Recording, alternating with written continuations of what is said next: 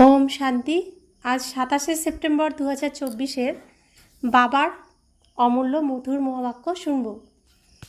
আজকের মুরলিতে বাবা বলেন, মিঠে মিঠে বাচ্চে, স্মরণে থাকার পুরুষার্থ তোমাদের সকলেরই করা উচিত। স্মরণে থাকার জন্য পরিশ্রম তোমাদের সকলেরই করা উচিত। নিজেকে আত্মা অনুভব করে আমাকে অর্থাৎ পরমাত্মা বাবাকে স্মরণ করলে আমি তোমাদের সকল পাপ থেকে মুক্ত করে দেব। আজকের মুরলির প্রশ্ন, সকলের সদ্গতি স্থান কোনটি যার মহত্বের কথা সমগ্র দুনিয়ায় জানতে পারবে? উত্তর, আবু ভূমি হল সকলের সদ্গতি স্থান। বোর্ডে ব্রহ্মাকুমারিসের পাশে ব্র্যাকেটে তোমরা লিখতে পারো যে এটাই সর্বোত্তম তীর্থস্থান। সমগ্র দুনিয়ার সদ্গতি এখান থেকেই হয়। সকলেরই সদ্গতির দাতা বাবা এবং আদম ব্রহ্মা এখানে বসে সকলের সদ্গতি করেন। আদম অর্থাৎ তিনিও মানব, দেবতা নয়। ওনাকে ভগবানও বলা চলে না। ওম শান্তি। দুবার ওম শান্তি, কেননা এক হলো বাবার, দ্বিতীয় হলো দাদার। এক হলো পরমাত্মার জন্য, দ্বিতীয় হলো শ্রীকৃষ্ণের জন্য। দুজনের আত্মা রয়েছে। উনি হলেন পরম আত্মা আর ইনি আত্মা। সেই উনি তোমাদের উদ্দেশ্যে জানাচ্ছেন যে উনি আসলে সুদূর পরমধামের বাসিন্দা। তো উনি আমাদের পিতা, পরমপিতা পরমাত্মা শিব বাবা, যিনি পরমধামে থাকেন, পরমধামের বাসিন্দা। ইনিও সেই একই কথা জানাচ্ছেন। তাই বাবা যেমন বলেন ওম শান্তি, ইনিও তেমনই বলেন ওম শান্তি।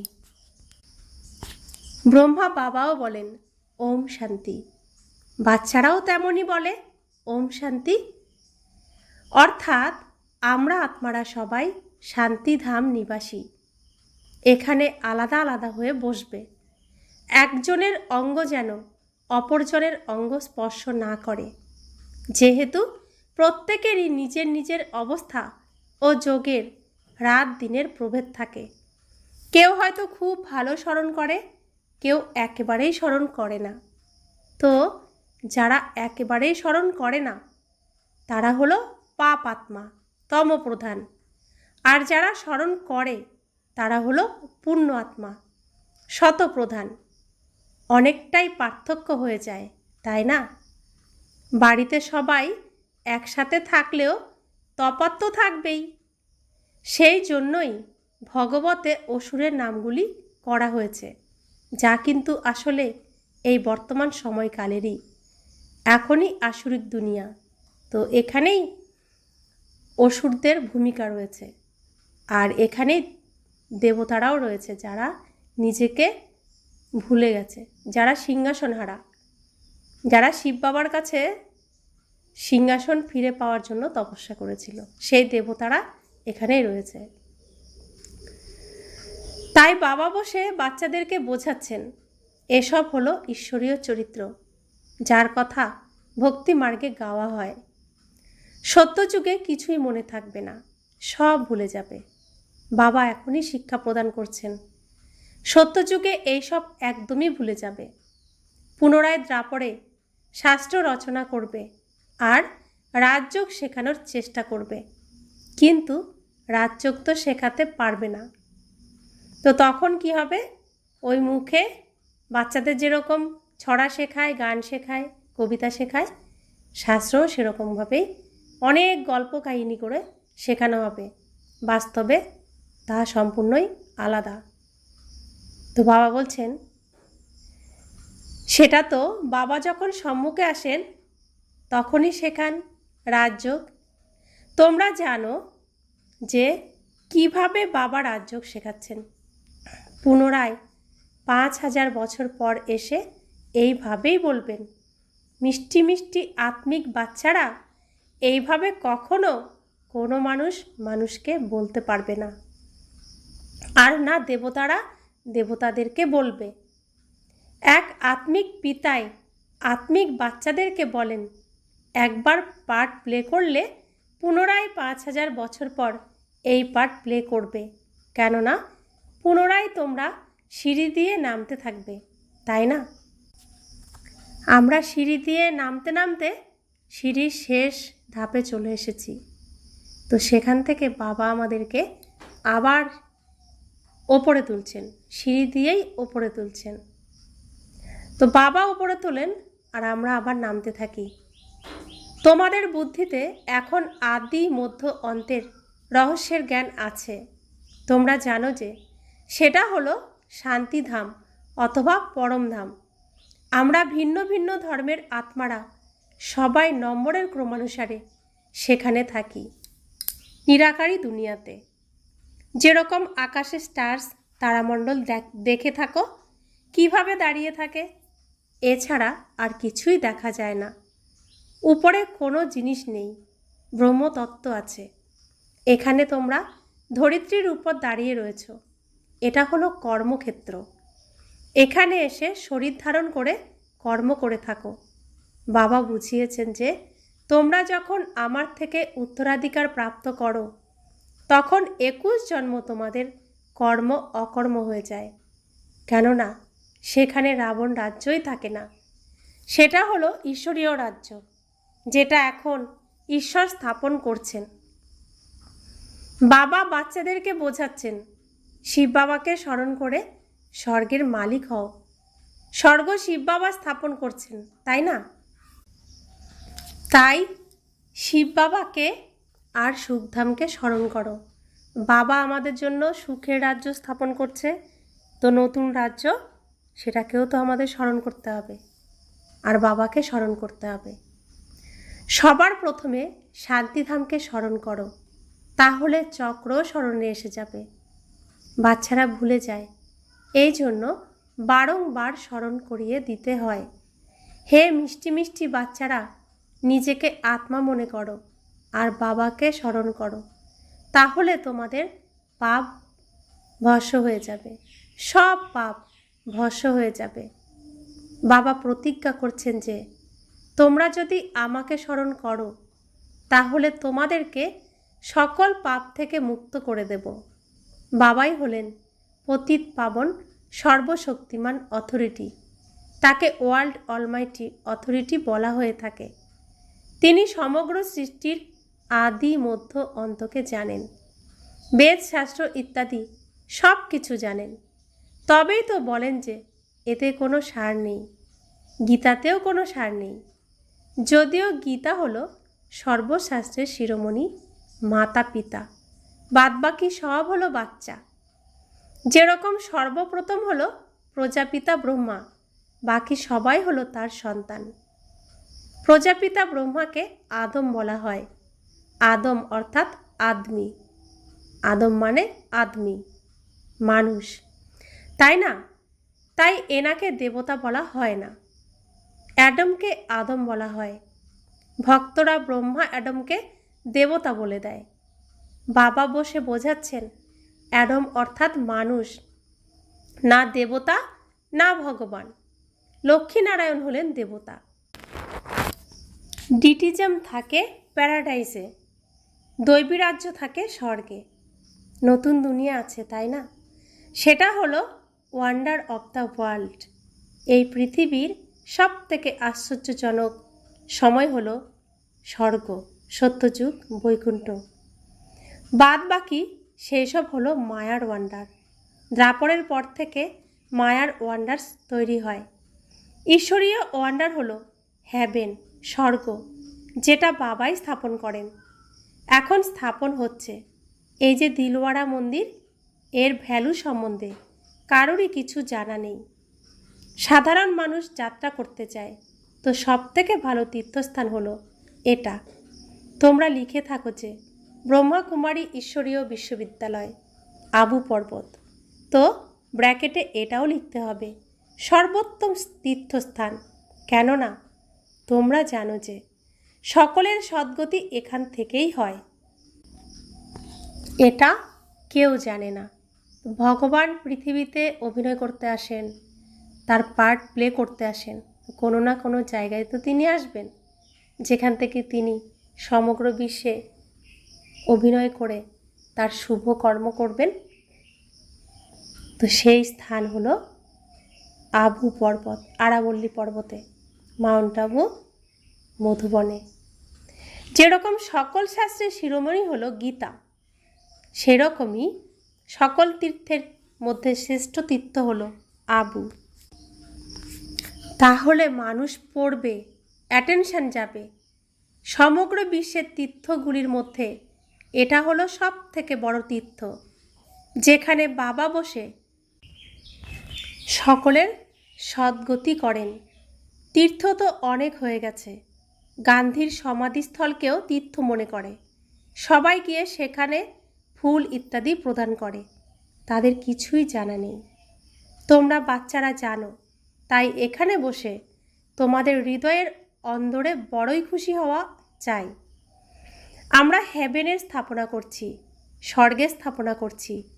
এখন বাবা বলছেন, নিজেকে আত্মা মনে করে আমাকে স্মরণ করো। এই পড়াও খুব সহজ, কিছুই খরচা করতে হয় না। তোমাদের মাম্মার 1 পয়সা খরচা হয়েছে? বিনা করেই খরচ করে কত হুঁশিয়ার, নম্বর 1 হয়ে গেছে। মাম্মা যোগে 1 পয়সাও দেয়নি, কিন্তু জ্ঞান এত ধারণ করেছেন যে তিনি জ্ঞানের ভাণ্ডার আর ধনের ভাণ্ডার, শক্তির ভাণ্ডার, পুরো সব কিছুরই ভাণ্ডার তিনি 1 নম্বর হয়ে গেছেন, রাজযোগিনী হয়ে গেছে, তাই না? মাম্মার মতো আর কেউ হতে পারেনি। দেখো, আত্মাদেরকেই বাবা বসে পড়াচ্ছেন।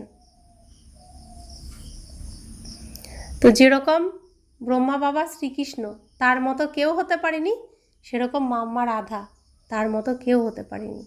তো তারা নাম্বার 1, তাই লক্ষ্মীনারায়ণ পদ তারাই পাবে। তো আত্মাদেরকেই বাবা বসে এইসব পড়াচ্ছেন, এইসব রহস্য জানাচ্ছেন। আত্মাদেরই রাজ্য প্রাপ্ত হয়, আত্মারাই রাজ্য হারিয়েছে। এত ছোট আত্মা কত কাজ করে। খারাপের থেকেও খারাপ কাজ হলো বিকারে যাওয়া। আত্মা 84 জন্মের পার্ট প্লে করে। ছোট আত্মার মধ্যে কত শক্তি রয়েছে, সমগ্র বিশ্বের উপরে রাজত্ব করে। এই দেবতাদের আত্মার মধ্যে কত শক্তি। প্রত্যেক ধর্মের মধ্যে নিজস্ব শক্তি থাকে। খ্রিস্টান ধর্মে কত শক্তি, আত্মার মধ্যে শক্তি রয়েছে। তাই তো আত্মা শরীরের দ্বারা কর্ম করে। আত্মাই এখানে এসে এই কর্মক্ষেত্রে কর্ম করে, সেখানে খারাপ কর্তব্য হয় না। আত্মা বিকারী মার্গে যায় তখন, যখন রাবণ রাজ্য হয়। তো সত্যযুগ ত্রেতাযুগ হলো রামরাজ্য, সেখানে কোনো খারাপ কর্ম, কোনো খারাপ কর্তব্য হয় না। আর দ্বাপর আর কলিযুগে রাবণ রাজ্যে আত্মারা বিকারী হয়ে যায়, তখন আত্মারা খারাপ কর্মও করে। মানুষ তো বলে দেয় যে বিকার সর্বদাই আছে, তোমরা বোঝাতে পারো যে সেখানে রাবণ রাজ্যই নেই, তো বিকার কিভাবে হবে? সেখানে যোগবল থাকবে। ভারতের রাজযোগ সুপ্রসিদ্ধ, অনেকেই শিখতে চায়, কিন্তু যখন তোমরা শেখাবে, নয়তো তারা কোথার থেকে শিখবে? আর তো কেউ শেখাতে পারবে না। তো যারা রাজযোগ শিখছে তারাই শেখাতে পারবে। যেরকম মহর্ষি ছিলেন, কত পরিশ্রম করতেন রাজযোগ শেখানোর জন্য, কিন্তু দুনিয়ার মানুষ থোড়াই জানতো যে এই হঠযোগী রাজযোগ কিভাবে শেখাবেন। চিন্ময়ানন্দের কাছে কত মানুষ যায়, একবার যদি সে বলে দেয় যে সত্যিকারের ভারতের প্রাচীন রাজযোগ বিকেরা ছাড়া, ব্রহ্মাকুমার ব্রহ্মাকুমারীরা ছাড়া আর কেউ শেখাতে পারবে না, তো ব্যাস। কিন্তু এরকম নিয়ম নেই যে এখনই এই আওয়াজ উঠবে, সবাই থোড়াই বুঝবে। অনেক পরিশ্রম করতে হবে, শেষে মহিমাও হবে। বলে যে অহো প্রভু, অহো শিব বাবা, তোমার লীলা, তোমার লীলা অপরম অপার। এখন তোমরা বুঝে গেছো যে তোমরা ছাড়া বাবাকে, সুপ্রিম টিচারকে, সুপ্রিম সদ্গুরুকে আর কেউ বুঝতে পারে না। তো বাবা আসছেন আমাদের বিশ্বের বাদশাহী দিতে, বিশ্বের মালিক বানাতে। তো সেখানে একটু পরিশ্রম তো করতেই হবে, এত সহজে তো হবে না। কিন্তু আবার সহজভাবেই আমরা পাচ্ছি, কোনো রাত জাগা না, উপোস না, কোথাও যাওয়া না, ভগবান আমাদের কত সহজভাবে রাজত্ব ফিরিয়ে দেওয়ার রাস্তা বলে দিচ্ছেন। তো ভগবান যাকে তিনি চেনাবেন, যাকে বোঝাবেন যে আমি তোমার পিতা, সেই বুঝতে পারবে যে তিনি আমার পিতা, তিনি ভগবান, তিনি পরমাত্মা। তো যারা ব্রহ্মা কুমারী তারাই শুধুমাত্র ভগবানকে বুঝতে পারে, চিনতে পারে, জানতে পারে। এখানেও অনেকে আছে যাদেরকে চলতে চলতে মায়া হয়রান করে দেয়, তখন একদম অবুঝ হয়ে পড়ে। তো অবুঝ হয়ে কি বলে? মায়া যা বলে সেটাই সত্যি। তো তারপর যা হওয়ার তাই হয়। তো বাবা বলছেন এটা হলো যুদ্ধের ময়দান, লক্ষ্য অনেক উঁচু। কি লক্ষ্য? আমরা বিকারী দুনিয়ায় থাকি, হতে হবে নির্বিকারী। আসরিক দুনিয়ায় থাকি, হতে হবে দেবতা। এখানে মায়া অনেক বিঘ্ন ঘটায়, দুনিয়ার লোক বিনাশের জন্য তৈরি করছে। তোমরা এখানে 5 বিকারগুলিকে জয় করার জন্য পুরুষার্থ করছো। তোমরা বিজয়ের জন্য, তারা বিনাশের জন্য পুরুষার্থ করছে। দুটি কাজ একসাথে হবে, এখনও সময় আছে। আমাদের রাজ্য থোড়াই স্থাপন হয়েছে, রাজা প্রজা এখন সব তৈরি হবে। তোমরা অর্ধেক কল্পের জন্য বাবার থেকে উত্তরাধিকার গ্রহণ করছো, এছাড়া মোক্ষ তো কারোর প্রাপ্ত হয় না। তো রাজ্য স্থাপন হচ্ছে, এখনও কিছুদিন সময় রয়েছে, এই বছর শেষ হতে। বাবা 31শে ডিসেম্বর পর্যন্ত সময় দিয়েছেন। এর মধ্যে রাত দিন পুরুষার্থ করলে রাজাপদ এখনও পাওয়া সম্ভব। তারপরে প্রজা তৈরি হবে, তারপরে একটা রাজ্যের জন্য যা যা প্রয়োজন সব তৈরি হবে। তো বাবা বলছেন দুনিয়ার মানুষ যদিও বলে যে অমুক ব্যক্তি মোক্ষ প্রাপ্ত করেছে, মৃত্যুর পর সে থোড়াই জানতে পারবে যে কোথায় গেছে। এমনিই তারা গল্প বানিয়ে বলে দেয়। তোমরা জানো যে যারা শরীর ত্যাগ করছে তারা পুনরায় অবশ্যই শরীর ধারণ করবে, অর্থাৎ জন্মগ্রহণ করবে। কেউই মোক্ষ পাবে না। এমন নয় যে জলের বুদবুদ যেভাবে জলেই মিশে যায়, সেরকম আত্মা পরমাত্মায় লীন হয়ে যায়। বাবা বলছেন এই শাস্ত্র ইত্যাদি হলো সব ভক্তি মার্গের সামগ্রী। বাচ্চারা, তোমরা সম্মুখে শুনছ, গরম গরম হালুয়া খাচ্ছ, অর্থাৎ ডাইরেক্ট বাবার থেকে মুরলি শুনছ। সব থেকে বেশি গরম হালুয়া কে খায়? ব্রহ্মা। ইনি তো একদম পাশেই বসে আছেন, শোনার সাথে সাথেই ধারণ করেন, তারপর ইনি উচ্চপদ পাবেন। সূক্ষ্মবতনে বৈকুণ্ঠে এনারই সাক্ষাৎকার করে। এখানেও ওনাকেই সবাই দেখে এই চোখ দিয়ে। বাবা তো সবাইকে পড়াচ্ছেন, বাকি থাকলো স্মরণের পরিশ্রম। স্মরণে থাকা যেরকম তোমাদের ডিফিকাল্ট লাগে সেরকম এনারও লাগে। তো এখানে আমরা কারা কারা বসে আছি?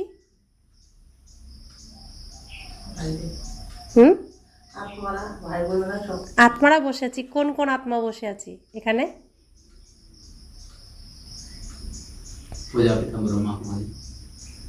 তো আমরা ব্রহ্মা কুমারী। এখানে শিব বাবা আছেন, ব্রহ্মা বাবা আছেন, আবার আমরাও আছি। তো সবাই আছি না, অর্থাৎ শ্রীকৃষ্ণ আছেন, আমরাও আছি, আর পরমাত্মাও আছেন, শিব বাবাও আছেন এখানে। তো দেখা যাচ্ছে না এই শরীরটা, তিনিও আছেন। তো বলছেন তিনিও তো পড়াশোনা করছেন। স্মরণে থাকা যেরকম তোমাদের ডিফিকাল্ট লাগে সেরকম এনারও লাগে। তো তারও ব্রহ্মা বাবারও স্মরণের ক্ষেত্রে অনেক বাধাবিঘ্ন এসে গেছিল। মায়া খুব হয়রান করত। তো যত বাচ্চার মধ্যে মায়ার প্রভাব আসে, বিঘ্ন আসে, সমস্ত বিঘ্ন ব্রহ্মা বাবার কাছে আগে এসেছে, তাই তিনি অনুভব করতে পেরেছেন। তো বাচ্চাদের তিনি মায়ার থেকে বাঁচার রাস্তাও বলে দিতে পারতেন। এতে কোনো কৃপা করার কথা নেই। বাবা বলছেন, আমি লোন নিয়েছি, তার হিসেব নিকেশ শোধ করে দেব। তো ব্রহ্মা বাবার অর্থাৎ শ্রীকৃষ্ণের শরীর লোন নিয়েছেন, তো তা আবার সব শোধ করে দেবেন। ব্রহ্মা বাবার থেকে যে লোন নিয়েছেন, ব্রহ্মা বাবাকে শোধ করে দেবেন। তো ব্রহ্মা বাবা হয়ে গেলেন কি, সুদামার মতো হয়ে গেলেন। আমরা প্রত্যেকে সুদামা হয়ে গেলাম। তো তিনি কতটুকু দিয়েছেন শিব বাবাকে? এই দুনিয়ায় হীরার ব্যবসা করুক, যাই করুক, তাও তিনি তার শরীর, তার তন, মানে মন দিয়েছেন, তন দিয়েছেন, ধন সব এই যজ্ঞে লাগিয়ে দিয়েছেন।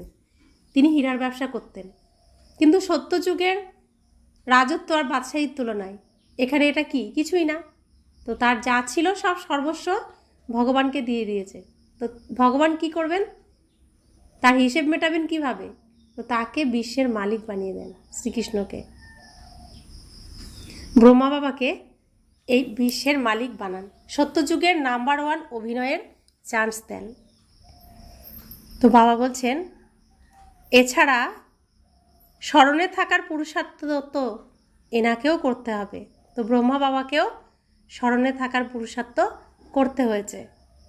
বুঝতেও পারি শিব বাবা পাশেই বসে আছেন, বাবাকে আমি স্মরণ করি, ব্রহ্মা বাবা বাবাকে স্মরণ করেন, তথাপি ভুলে যাই পাশে বসে রয়েছে শিব বাবা, ব্রহ্মা বাবার আত্মার পাশে, তারপরেও তিনি ভুলে যান। এই মাঝখানের এটুকুর মধ্যেও মায়া প্রবেশ করে যায়। সব থেকে বেশি পরিশ্রম এনাকে করতে হয়। তো ব্রহ্মা বাবাকেই সব থেকে বেশি পরীক্ষা দিতে হয়েছে, পরিশ্রমও করতে হয়েছে। যুদ্ধের ময়দানে যে মহারথী শক্তিমান হয়, যেরকম হনুমানের উদাহরণ দেয়, তো তাকেই মায়া পরীক্ষা নিয়েছিল, কেননা সে মহাবীর ছিল। যত বেশি শক্তিবান ততই বেশি মায়া পরীক্ষা নেয়, তুফানও বেশি আসে। বাচ্চারা লিখেছে, বাবা আমাদের এই হয়। বাবা বলেন, এখন তো সব কিছুই হবে। বাবা প্রতিদিন বোঝাচ্ছেন, সতর্ক থাকো। লেখে যে, বাবা ওম শান্তি, মায়া অনেক তুফান নিয়ে আসে। কেউ কেউ দেহ অভিমানী হয়, তাই বাবাকে বলে না। এখন তোমরা অত্যন্ত সুবুদ্ধি সম্পন্ন হচ্ছ। তাহলে আগে কি ছিল আমাদের বুদ্ধি? পাথর বুদ্ধি, নির্বুদ্ধি। এখন হচ্ছে কি, তীক্ষ্ণ বুদ্ধি আর সুবুদ্ধি। আত্মা পবিত্র হলে শরীরও পবিত্র প্রাপ্ত হয়। তো ছোট শিশু যেরকম শুদ্ধ পবিত্র, তাদের শরীর কত সুন্দর, তাই না? শরীরও পবিত্র। আত্মা কতই চমকপ্রদ হয়ে যায়। প্রথমে গরিবরাই জ্ঞান নেবে। বাবাকে তো গরিবের ভগবান বলা হয়, বাকিরা তো দেরিতে আসবে। তোমরা বুঝতে পারো যে যতক্ষণ ভাই বোন না হতে পারবে, ততক্ষণ ভাই ভাই কিভাবে হবে? প্রথমে স্থূল শরীরে ভাই বোন হতে হবে। আমরা যেহেতু অভিনয় শেষ করে ফেলেছি, বাবার ঘরে চলে এসেছি, আমরা আত্মা, তো কি হয়ে গেল সম্পর্ক? ভাই ভাই হলো। তো যেহেতু শরীর রয়েছে, তাই এখানে আমরা ভাই বোন। এখানে কে কে আছি? শিব বাবা, ব্রহ্মা বাবা আর আমরা বাচ্চারা। আমরা শরীরে ভাই বোন, আত্মা আত্মা, ভাই ভাই। প্রথমে শরীরে ভাই বোন মনে করতে হবে যে এক পিতার সন্তান আমরা। তারপরে আত্মা আত্মা, ভাই ভাই, এটা অনুভব হতে বেশি সময় লাগবে না, পরিশ্রম লাগবে না। প্রজাপিতা ব্রহ্মার সন্তান তো ভাই বোন হলো। তো ব্রহ্মার সন্তান ভাই বোন, পরমাত্মার সন্তান ভাই ভাই, তাই তো? পুনরায় বাবা বোঝান যে নিজেদেরকে ভাই ভাই মনে করো, এটা হলো শেষ সম্বন্ধ। পুনরায় উপরে গিয়েও ভাইদের সাথে মিলিত হবে। পুনরায় সত্যযুগে নতুন সম্বন্ধ শুরু হবে। আবার সত্যযুগ থেকে সংসার শুরু, কলিযুগের অন্তিম সময় পর্যন্ত। এইটুকু সময় আমরা শুধু বাবার কাছে থাকতে পারি নিজেরা আসল স্বরূপে। তাও অনেকে বুঝি, অনেকে বুঝি না। তো সেখানে সত্যযুগে শ্যালক, কাকা, মামা ইত্যাদি এত সম্বন্ধ হবে না। সম্বন্ধ অনেক হালকা হবে। তারপর ধীরে ধীরে বৃদ্ধি হতে থাকবে। এখন তো বাবা বলছেন যে নিজেদেরকে ভাই বোনও নয়, ভাই ভাই মনে করতে হবে। নাম রূপ থেকেও বেরিয়ে যেতে হবে। বাবা ভাইদেরকেই, আত্মাদেরকেই পড়াচ্ছেন। প্রজাপিতা ব্রহ্মা আছেন, তাই তোমরা ভাই বোন হয়েছ। শ্রীকৃষ্ণ তো নিজেই হলো বাচ্চা, সে কিভাবে ভাই ভাই বানাবে? গীতাতেও এই কথাটি নেই। এই জ্ঞান হলো সবার থেকে আলাদা। ড্রামাতে সব কিছু পূর্ব নির্ধারিত আছে। 1 সেকেন্ডের পার্ট অন্য সেকেন্ডের সাথে এক হবে না। কত মাস, কত ঘন্টা, কত দিন অতিবাহিত হচ্ছে। 5000 বছর পর পুনরায় হবে। কম বুদ্ধিযুক্ত আত্মারা তো এতটাও ধারণা করতে পারবে না। এই জন্য বাবা বলছেন, এ তো খুব সহজ। নিজেকে আত্মা মনে করো, অসীম জগতের বাবাকে স্মরণ করো। তো এই সৃষ্টির যে নাটকটা বাবা পুরো সম্পূর্ণটাই আমাদের বলেছেন। তো সম্পূর্ণটা সবাই ধারণ করতে পারবে না। বলছেন যে 1 সেকেন্ডের অভিনয় দ্বিতীয় সেকেন্ডের সাথে মিলবে না, তাই না?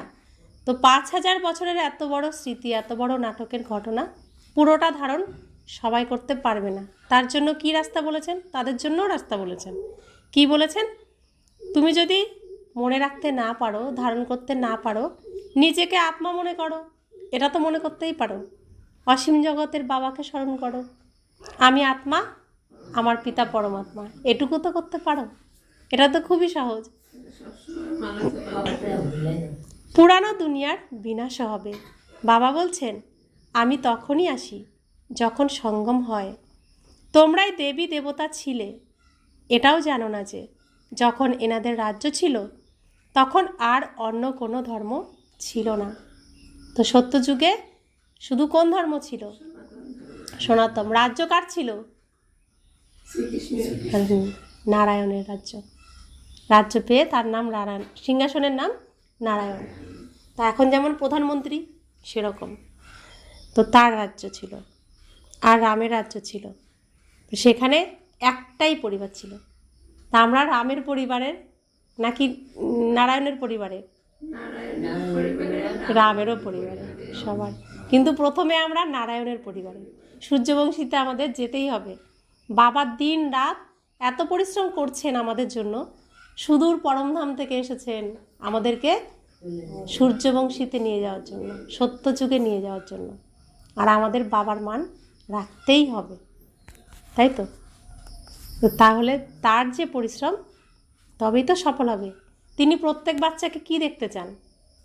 নারায়ণ দেখতে চান, নারায়ণ আর লক্ষ্মী দেখতে চান, তাই না? প্রত্যেককে। তাহলে এত ধর্ম নিশ্চয়ই আর থাকবে না, বিনাশ হবেই।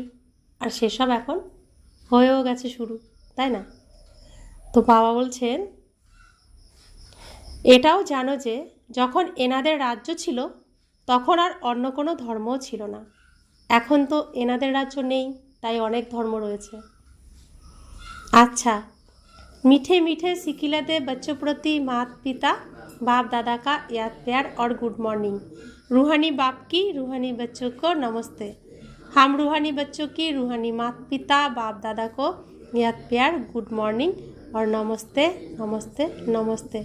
शुक्रिया बाबा, शुक्रिया बाबा, शुक्रिया। ধারণার জন্য মুখ্য সার।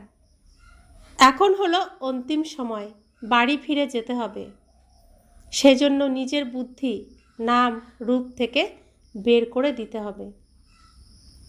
আমরা আত্মারা হলাম ভাই ভাই এই অভ্যাস করতে হবে, দেহ অভিমানে আসবে না। তো বাবা বারবার কি বলছেন? আমরাই সেই আত্মা যারা শুরুতে ছিলাম, আমরাই সেই আত্মা যারা শেষেও আছি, আমরাই সেই আত্মা যারা রিহার্সাল করছি আবার শুরু থেকে আসার জন্য। আমরা ওই স্টেজ ছেড়ে দিয়েছি, আমরা এখন রিহার্সালের ঘরে রয়েছি। আমরা গুপ্তভাবে রিহার্সাল করছি, অভিনয় করব দেবতা রূপে। সেই জন্য নিজেকে সবসময় আত্মা মনে করতে হবে, আর নাম রূপ বিহীন আমরা এরকম নয়। আমরা আত্মা, আমাদের নাম আছে, রূপ আছে। আত্মা আমি, আমার রূপ কীরকম? জ্যোতির্বিন্দু। আমরা প্রত্যেকে ভাই ভাই, এইটা সবসময় বুদ্ধিতে রাখতে হবে। দ্বিতীয় ধারণা, প্রত্যেকের স্থিতি আর যোগের মধ্যে রাত দিনের পার্থক্য রয়েছে, সেই জন্য আলাদা আলাদা হয়ে বসতে হবে, কারো শরীরের সাথে যেন স্পর্শ না হয়। তো এরকম পড়তে বসার নিয়ম কীরকম? একজনের সাথে আরেকজন একসাথে বসে না, একটু দূরত্ব রেখে রেখে বসে না? তো এখানেও সেরকমভাবেই বসতে হয়। পূর্ণ আত্মা হওয়ার জন্য স্মরণ করার পরিশ্রম করতে হবে। তো আমি এতদিন কি ছিলাম? অসুর হয়ে গেছিলাম পুরো, এখন দেবতা হব। রাবণকে স্মরণ করলে রাবণের গুণ পাবো, আর ভগবানকে স্মরণ করলে, রামকে স্মরণ করলে, পরমাত্মাকে স্মরণ করলে তার গুণ পাবো।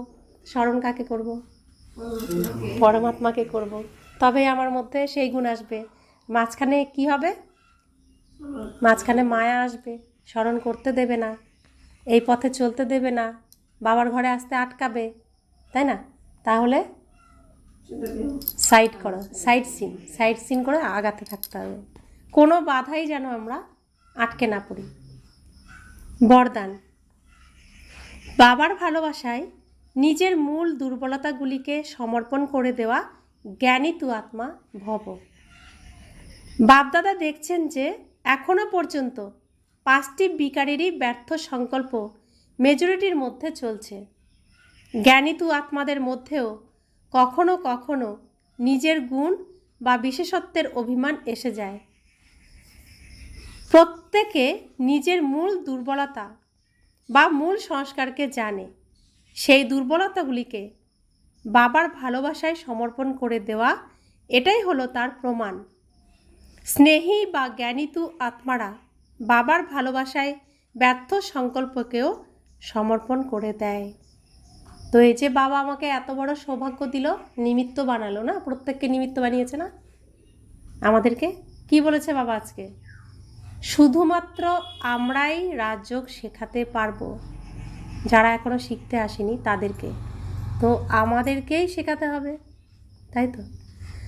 তো আমি জানি ভগবানের এত কিছু জানি, অনেকের মধ্যে অহংকারও তো আসে, আমি ভালো পারি, আমি জ্ঞান বুঝি, আমার মতো কেউ পারে না, আসে না?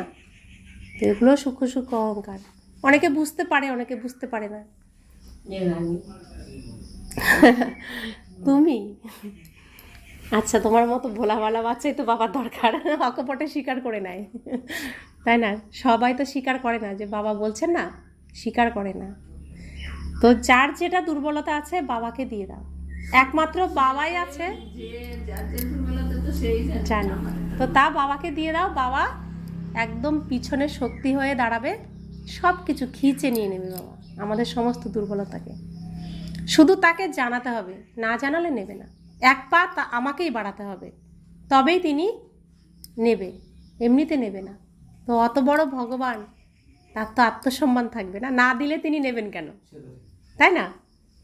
তো আমাদেরকে দিতে হবে, জানাতে হবে যে বাবা এরকম হয়েছে, বাবা ওইরকম হয়েছে, বাবা এমন হয়েছে, তুমি এগুলো ঠিক করো, তুমি ছাড়া তো আর উপায় নেই। তো তাকে এরকমভাবে জানিয়ে দিতে হবে, শুধু বলতে হবে, আর কিছুই না। তার জন্য তাকে সোনার টিপও পড়াতে হবে না, অনেক নৈবেদ্যও দিতে হবে না, কিছুই দিতে হবে না। যে আমরা এতদিন কী করতাম, পুজো করতে গেলে এটা হলে আমি এটা দেব বলতাম না, বাবাকে কিছু দিতে হবে না। স্লোগান, সমানের সিটের উপর স্থির থেকে সকলকে সম্মান প্রদানকারী মাননীয় আত্মা ভব। তো বাবা কি বলছেন, সব সময় কোনো না কোনো সমাটের সিটে আমাদের বসে থাকতে হবে। আমরা আত্মা কোথায় বসি? দুই ভ্রুকুটির মাঝখানে আমাদের অকাল সিংহাসন, যেই সিংহাসন সব সময়ের জন্য ফিক্সড, কেউ এটাকে সরাতে পারবে না, নড়াতে পারবে না, কিছুই করতে পারবে না। তো ওখানে আমি বসবো, কি হয়ে বসবো? আমি কে? কোন আত্মা? কোন আত্মা? শান্ত স্বরূপ আত্মা, একদিনের সমান। সুখ স্বরূপ আত্মা, একদিনের সমান। তো এরকম প্রেম স্বরূপ আত্মা, জ্ঞান স্বরূপ আত্মা, আনন্দ স্বরূপ আত্মা, পবিত্র স্বরূপ আত্মা, শক্তি স্বরূপ আত্মা। তো একদিন আমি সমান নিলাম, আমি আজকেই শান্ত স্বরূপ আত্মা, আমি আজকে সমান নিলাম অমৃতবেলায়। সারাদিন শান্ত স্বরূপ আত্মা, শান্ত স্বরূপ আত্মা আমি নিজেকে বলছি। তো মায়া বলবে, তুমি শান্ত স্বরূপ আত্মা, দেখি তো তুমি কত শান্ত, আনবে পরিস্থিতি। আর আমরা তখন যদি ফেল করি তো নিজেকেই নিজে পরীক্ষা করা যায়। তো সুখ স্বরূপ আত্মা যেদিন বলবো, দুঃখ কোনো না কোনোভাবে মায়া নিয়ে আসবেই আসবে, পরীক্ষা তো নেবেই নেবে। তো প্রত্যেক দিনই আমাদের একটা করে সমানে নিজেকে রাখতে হবে। একটাই নিতে হবে এমন নয়, সারাদিনে 7টা সমানও আমরা নিতে পারি। কিন্তু যেহেতু মন কি ছোট বাচ্চা, ওকে কোনো না কোনো খেলনা দিতেই হবে। খেলতে না দিলে সে চলে যাবে এদিক ওদিকে। তো কিছু না কিছু খেলনা দিয়ে বসিয়ে দিতে হবে। তো তাকে, তুমি সুখী আত্মা, মনকে বলছি, তো ওই নিয়েই খেলবে, আমি সুখী আত্মা, আমি সুখী আত্মা, মন খেলতে থাকবে। তো এদিকে ওদিকে আর যাবে না, খেলনা তো দিতেই হবে একটা, না? তো এত সহজ রাস্তা কেউ কোনোদিন বলতে পেরেছে? আর কত সুন্দর, তাই না? আমাদেরকে কি বলছেন? মাননীয় আত্মা ভব। তো মাননীয়ারা বাবার কথা শুনে, বাবা শ্রীমত মেনে বৈকুণ্ঠে চলো সবাই। ওম শান্তি।